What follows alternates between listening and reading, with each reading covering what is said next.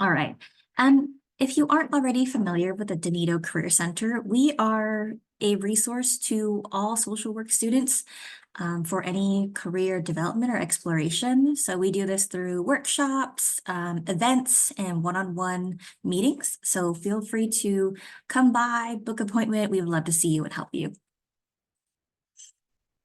Okay, as for today's session, today's workshop is going to be a bit more lecture style, so I will be talking a lot. We do have some interactive activities, kind of short kind of question activities sprinkled out, but it will be a lot of me talking. If you're looking for something with maybe more applied practice or, something where you get to actively revise your resume with me or with a group, we will have a resume clinic next week for that. So consider registering for that as well.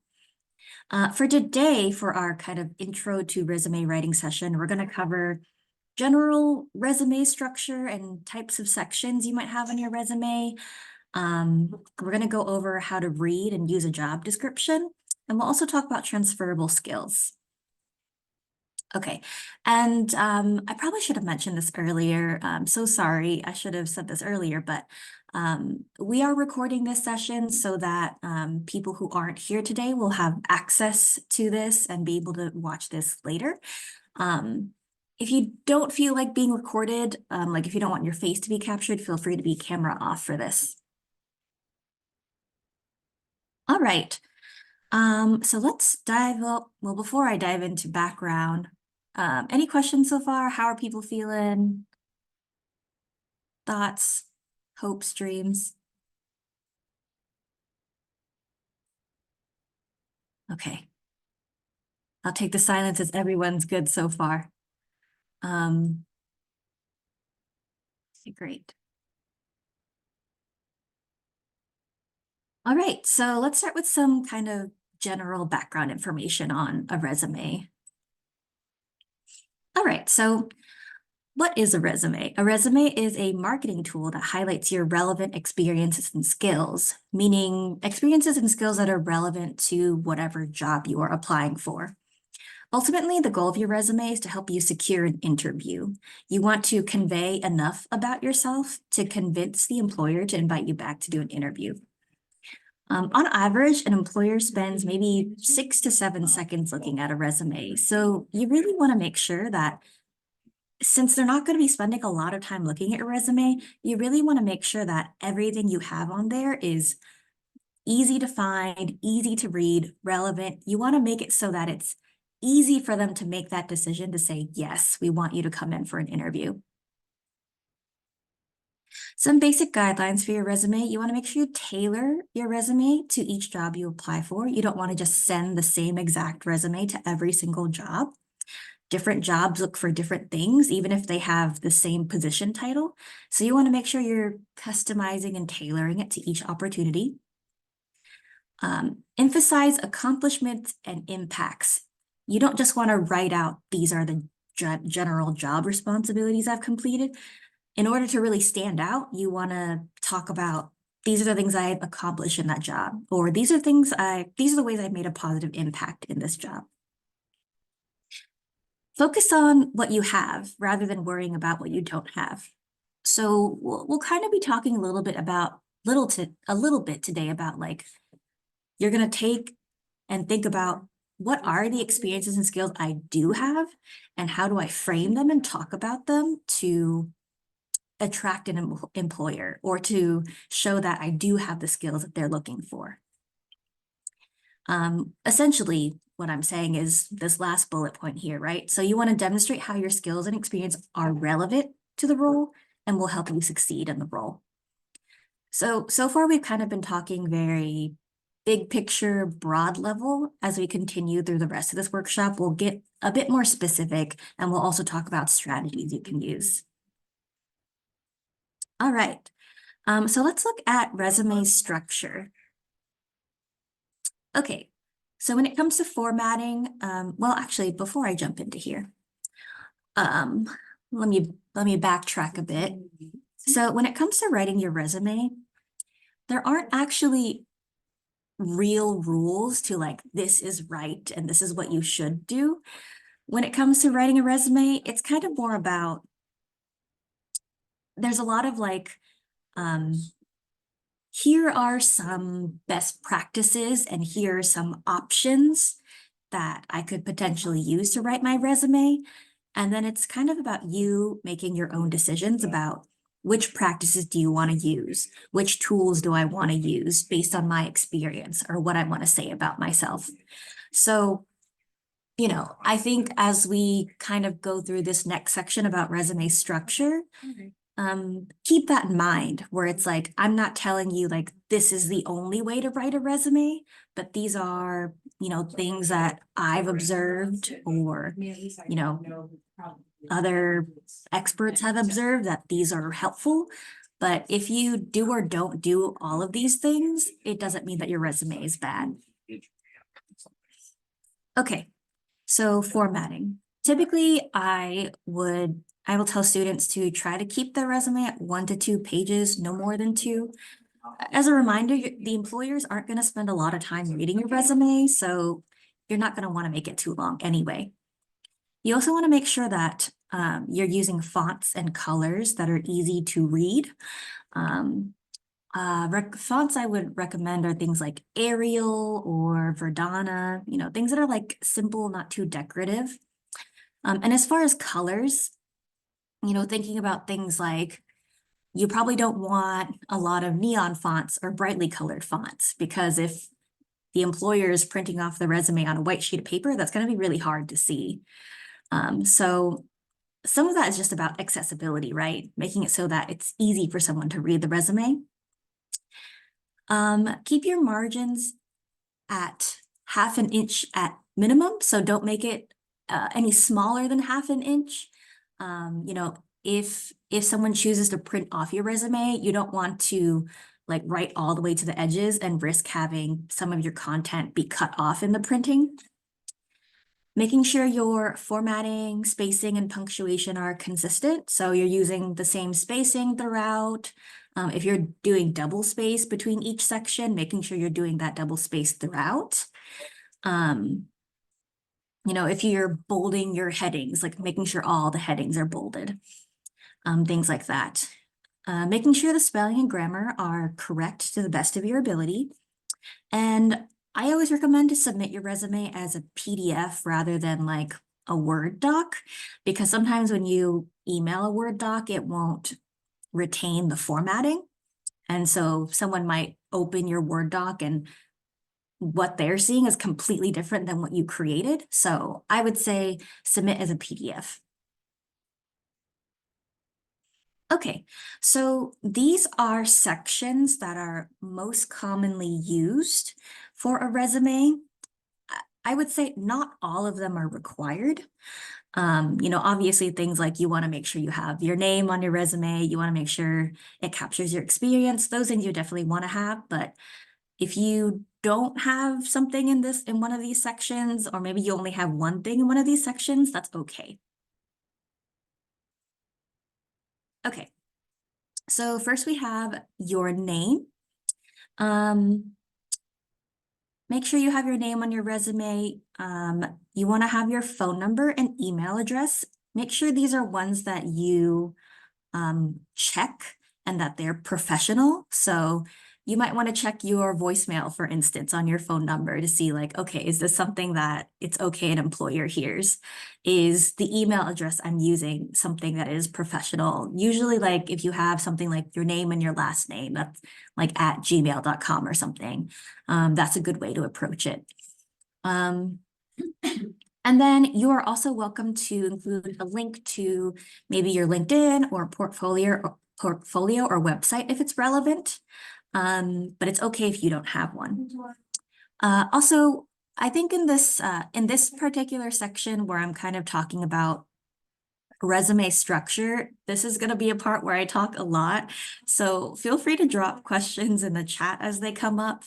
I will have the inclination to keep talking. So yeah, feel free to just drop questions as they come up. So below your name, you have the option to include a header of some kind. So what a header is, it's kind of like a section that's a brief summary of your key experiences or skills. So this could include things like, this is something I'm really experienced in, that I have a lot of experience in, or it could be something that this is something that the job is looking for and is relevant for the job, so I want to include it in my header.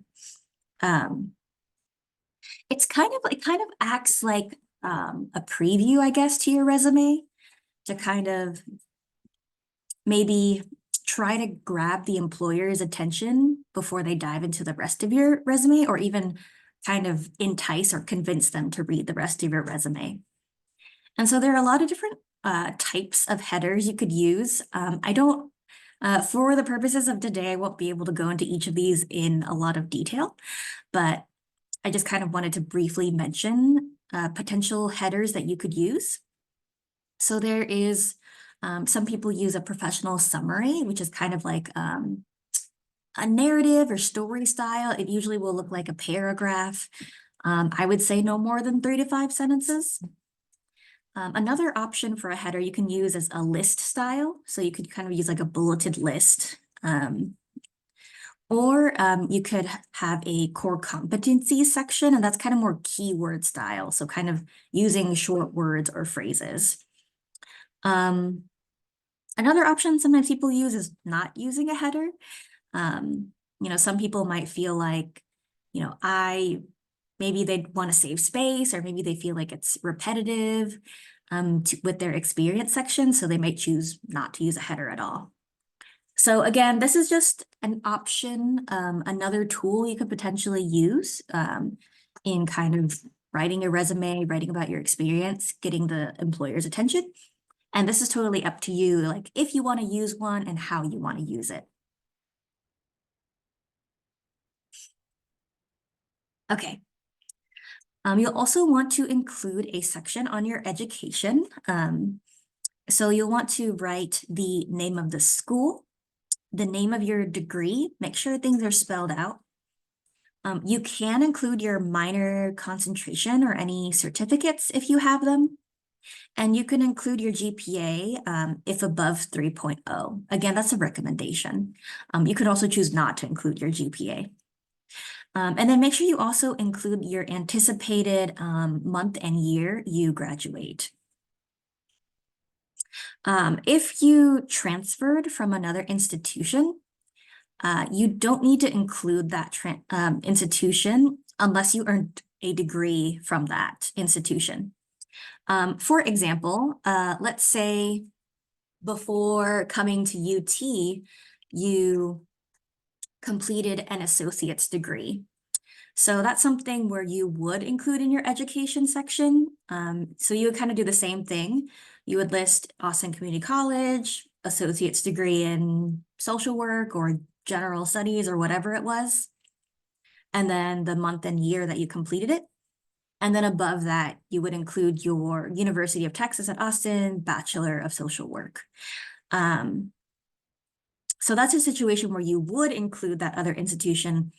If you transferred from another institution, but you did not earn a degree, so maybe you were at UTSA for 2 semesters and then you transferred to UT Austin, and you did not complete a degree at UTSA, then you don't need to include UTSA.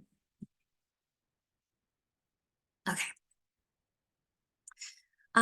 Next, you want to have a section with your working experience.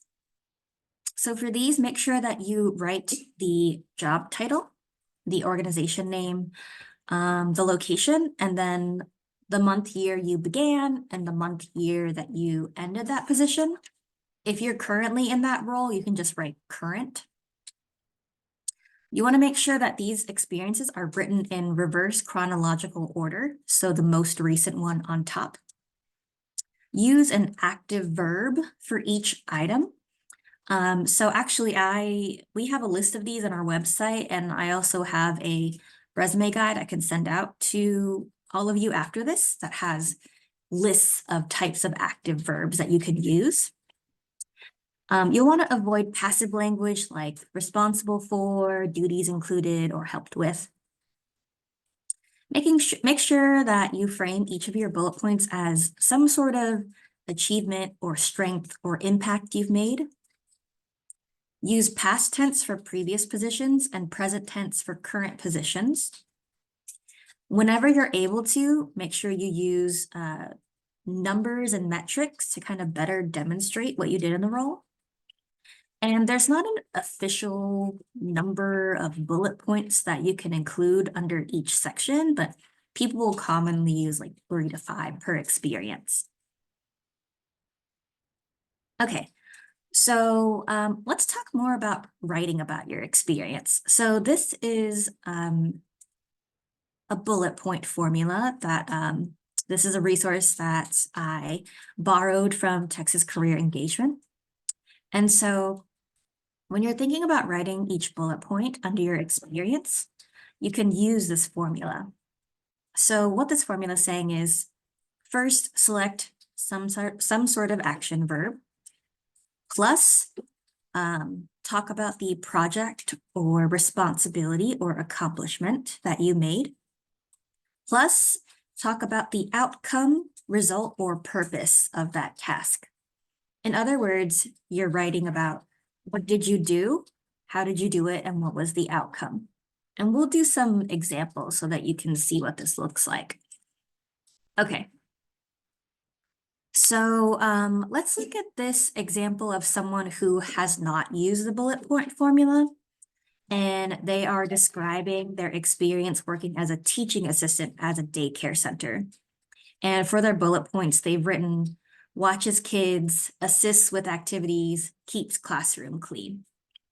And so you can kind of see that, you know, I think all of these, they're kind of vague. I think it doesn't really demonstrate, you know, what are this person's strengths, or how have they made a positive impact in this role in some way. It's not very specific as it is now.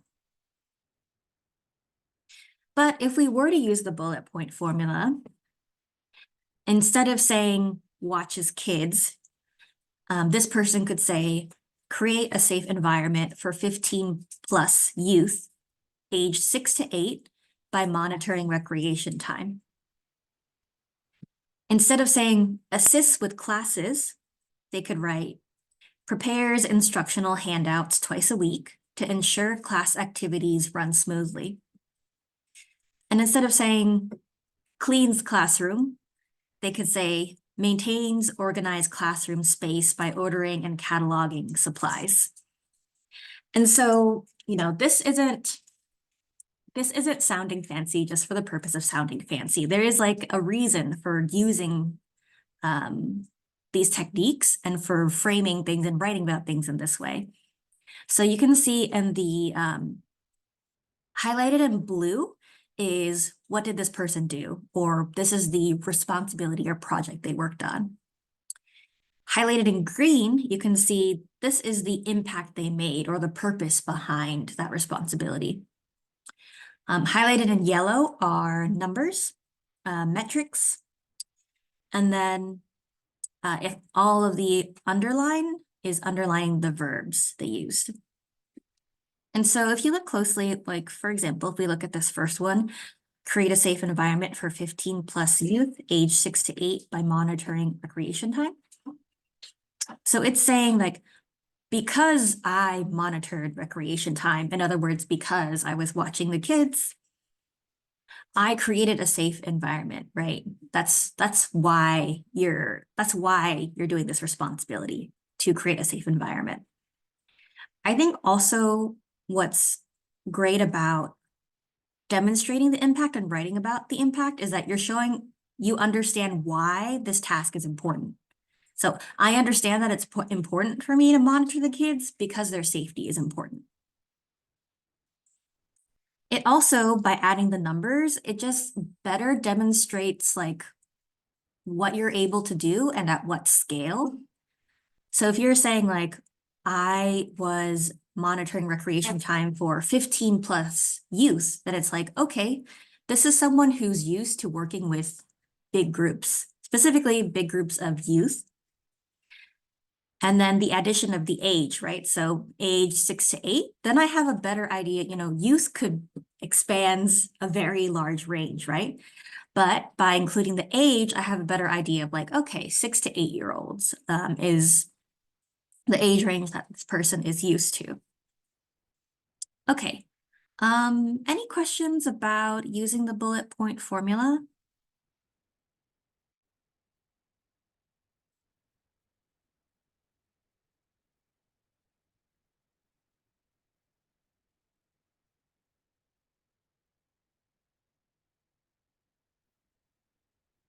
All right.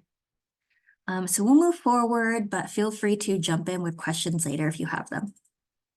Oh, okay, I see a chat. To confirm, we use the bullet point formula for each bullet point. I would recommend using it for as many bullet points as possible to kind of make your resume as strong as possible. But I have experienced situations where like maybe it doesn't quite apply. I don't have the examples off the top of my head, but I would say, as much as possible for the majority of your resume, always think about writing it in bullet point formula form first. And then if you're really struggling with figuring out how to put it into the formula,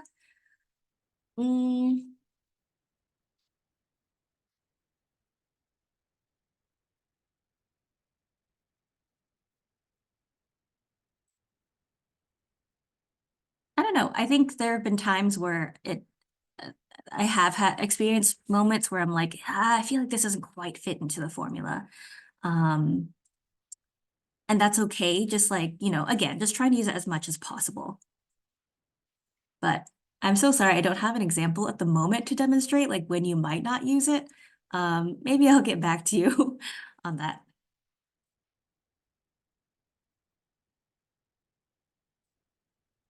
Okay.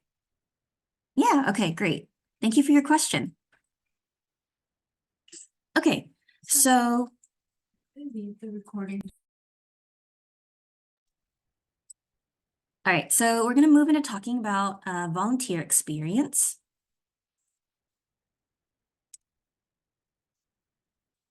Okay. We're gonna talk about volunteer experience, organizational leadership, honors, and awards. So I would say these are sections that if you don't have them, it's okay. It's great if you have them, definitely include them if you have them, but don't sweat it if you don't. So for your volunteer experience, kind of similar to writing about your working experience, include a volunteer title, organization name, location, month, year when you started and ended that experience. It can include paid or unpaid experience. You don't have to specify which one. And some people will include bullet points under their volunteer experience and some don't. It just kind of depends on, if they have space or if the title of your volunteer role kind of already describes what you did, then maybe you don't need those bullet points underneath. Okay. Organizational experience. So this could include like student organizations that you're a part of, if you're an officer for a student organization or academic organization. Similarly, it's kind of up to you if you want to include bullet points or not. If you want to include bullet points, you can do things like discussing a project you worked on in this position. You could talk about any skills that you learned from this leadership role. And then honors and awards. I think this one's a bit more straightforward. You can put the name of the award and the year that you earned the award.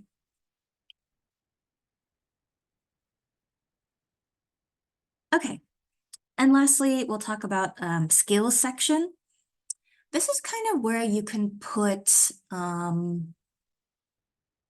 don't have a better way of describing it, but kind of like hard skills or things that are kind of like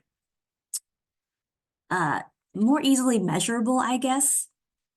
So you can include things like language skills, if you speak any languages, and how proficient you are in them, so I think sometimes I'll work with a student and they're like, yeah, I speak Spanish, but I'm not really confident, or like I only speak Spanish with my family. And I'm like, that's okay. Like you can put like Spanish parentheses conversational or something. Or like, oh, I took, 2 years in high school, but I'm not sure how much I remember. Or I feel like I could do basic conversations. Then you could do stuff like Spanish parentheses basic. Don't feel like you have to be a master at something or a skill in order to put it on your resume. But, making sure that you are accurately representing your ability in that skill. So you can put languages. You can also put technology. So if you're familiar with any kind of software or programs, it can even include things like Microsoft Office, Google Suite, Zoom even. Um, Sometimes employers will even list the specific programs or types of software that they want people to use. And if you have experience in those, you definitely want to include them. You can also include art skills. So, if you know how to graphic design, if you know any visual or digital art mediums, you can definitely include them on here. I think another one that sometimes people don't think of that's more technology related or communications related is like social media. Sometimes sometimes you might have to help with, advertising for events or something, or engaging with community members on events, on social media for events or projects or something. So familiarity with social media could also be really helpful to include.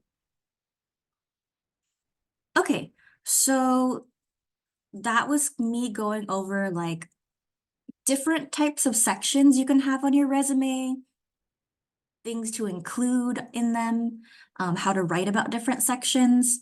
Any questions so far? Let me do a quick time check too. Okay.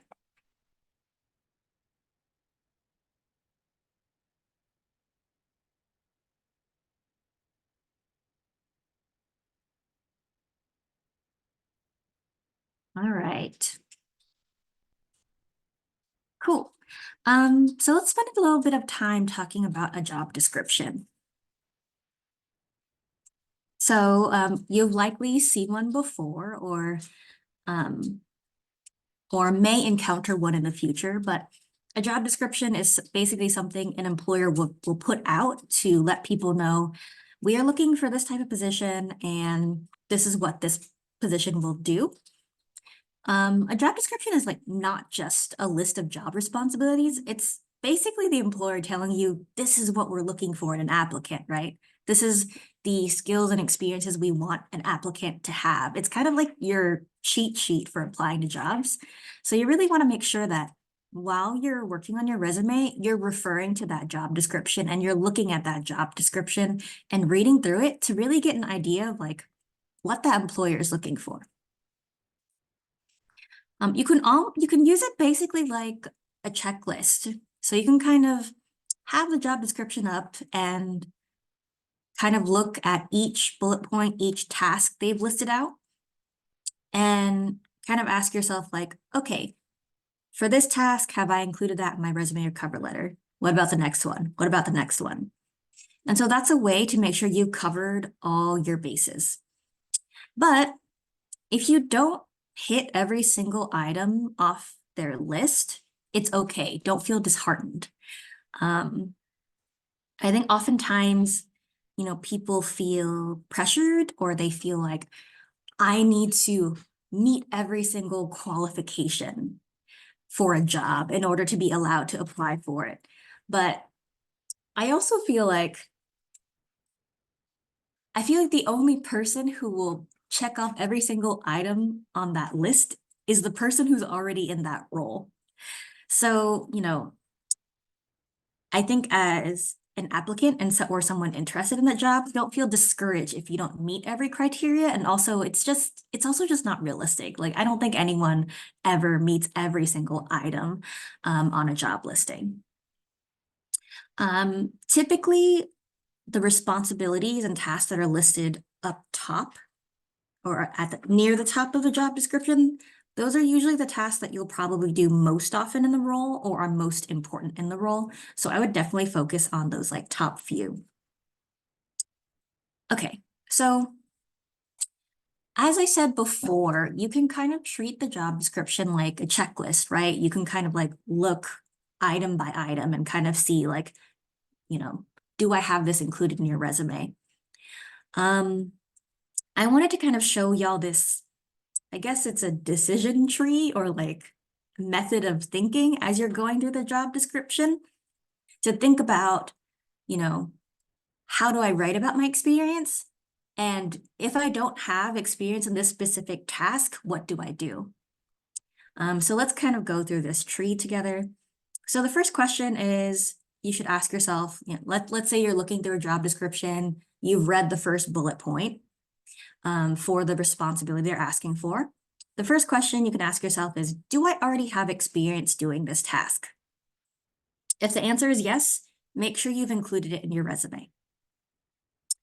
If the answer is no, your next question is, do I have experience doing a similar task?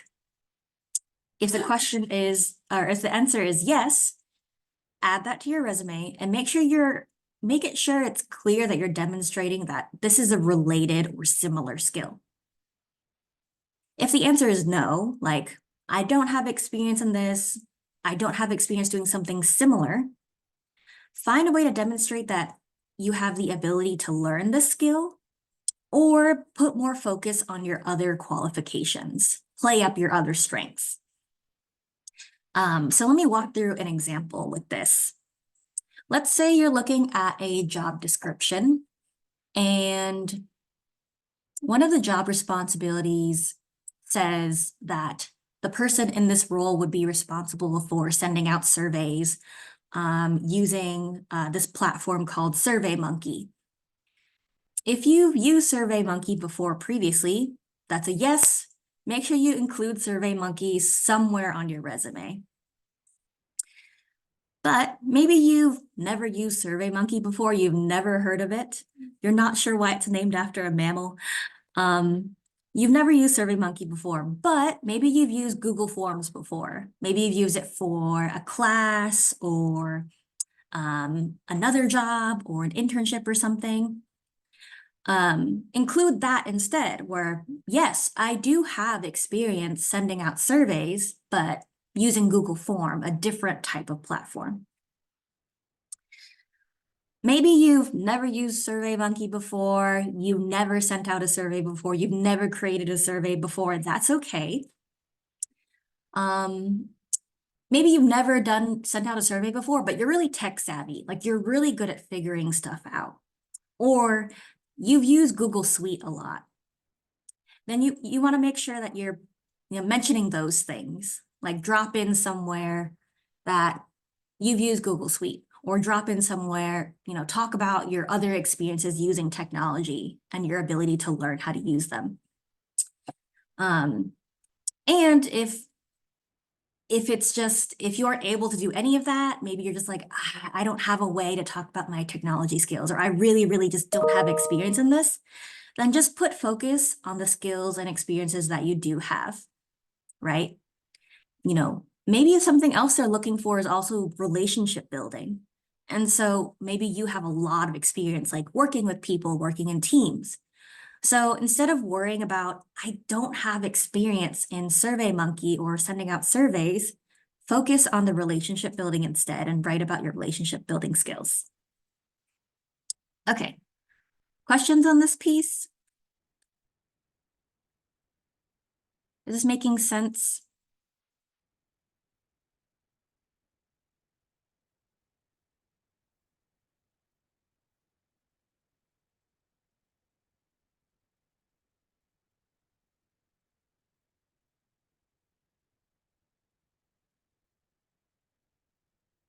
Very helpful. Okay, great. Thank you.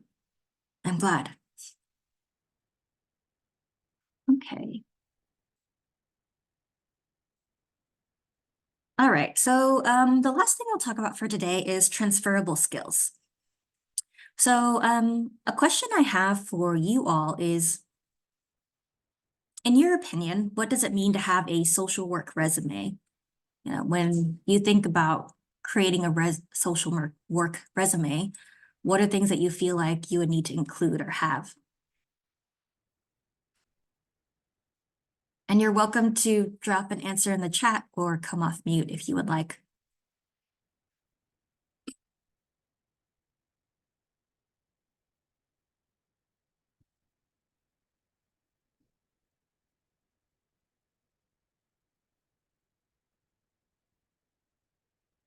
Okay, working with interdisciplinary teams, that's great, yes. Other thoughts?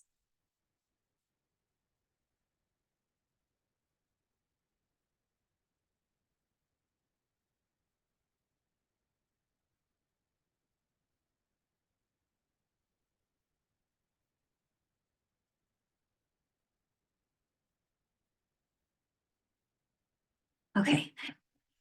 And I think Kelsey, I think this is an especially great example because I think working with interdisciplinary teams is like, yes, it's something that social workers often do, but it's also something that you might encounter or experience outside of the realm of social work.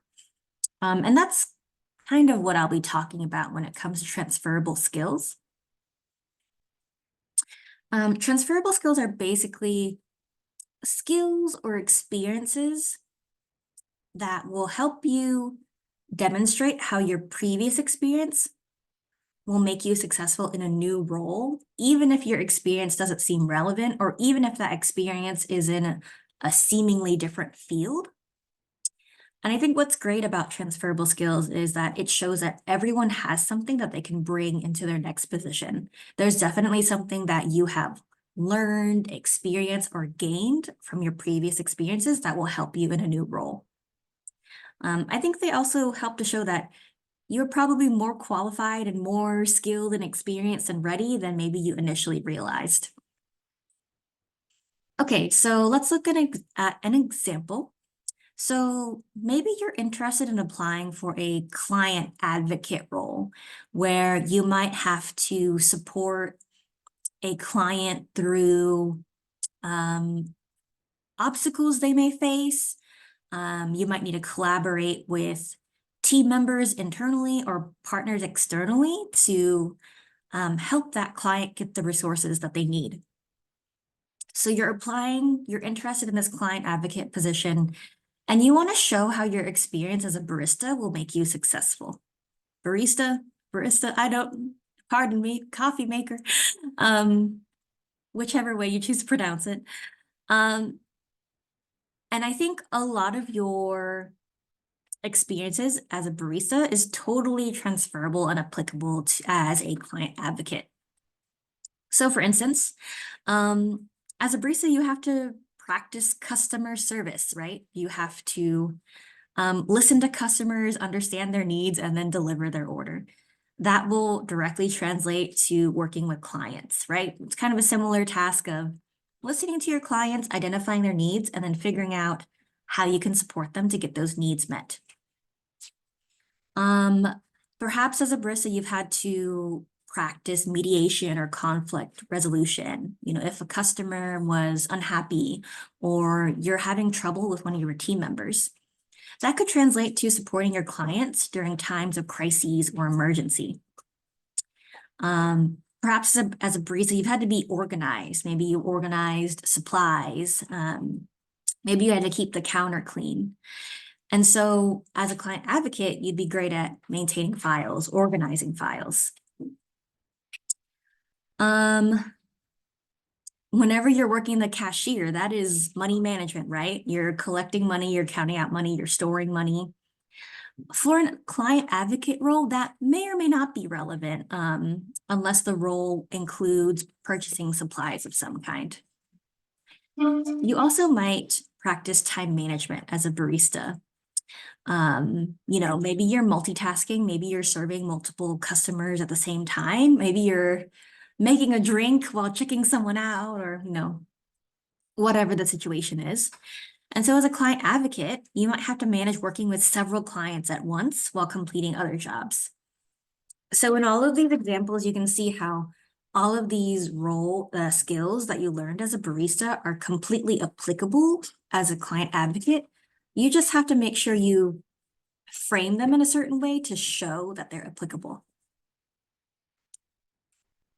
And so I wanted to invite everyone to just take a moment to think about what are some of your transferable skills? What are some skills that you've learned in a previous job or volunteer opportunity or internship, even a class? What are some of those skills that you've learned previously that you could bring into any job that would help to make you successful in any job? And so I'm just gonna give everyone like 4 to 5 minutes to kind of brainstorm that. You can write your own list in your notes or something. And then we'll come back in, yeah, we'll come back in about 5 minutes.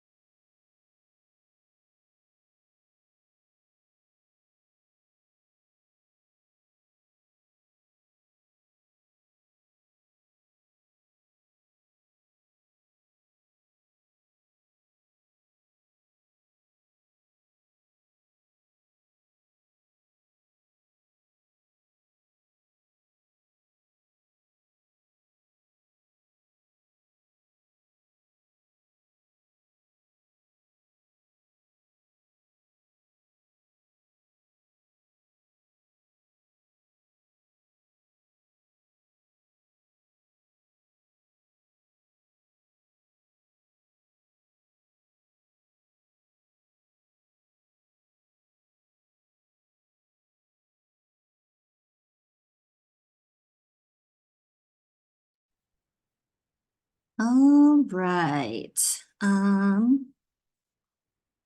Cool. So I hope you were able to identify, you know, a couple of your transferable skills during that time, and also just recognize that you do come in with so much experience and strength and skills that maybe you didn't recognize or acknowledge before.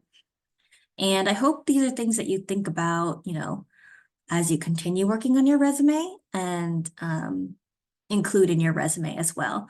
So with transferable skills, they don't really have their own section. It's just kind of something you want to incorporate throughout your resume. Okay, that's all we have for today. So again, as a reminder, next week we're gonna have a resume writing clinic.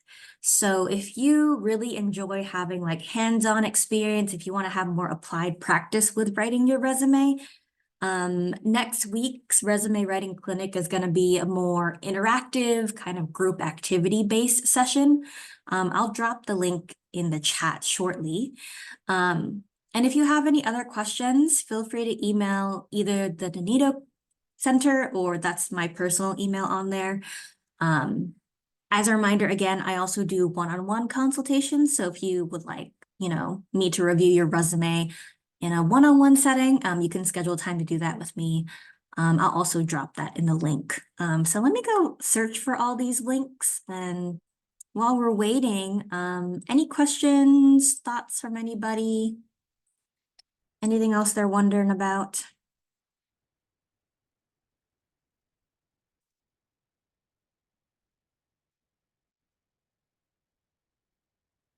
Dropping the Eventbrite for next week's.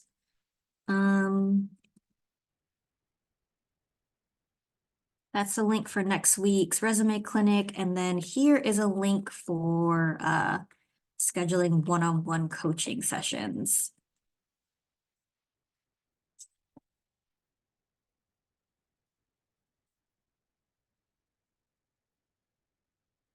All right. Well, thank you everyone for coming to our resume writing workshop. I know that it can also be hard kind of just sitting and absorbing information for an hour, so I appreciate all of you being here. Hope you have a great rest of your week and hopefully see you at another event. Bye. Thanks, everybody.